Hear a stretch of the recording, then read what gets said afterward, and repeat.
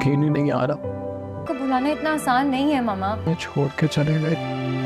मैं कोई ऐसा कदम नहीं उठाऊंगी जो मामा मेरा कहीं जाने का मूड नहीं है, आप प्लीज उसे मना कर दें।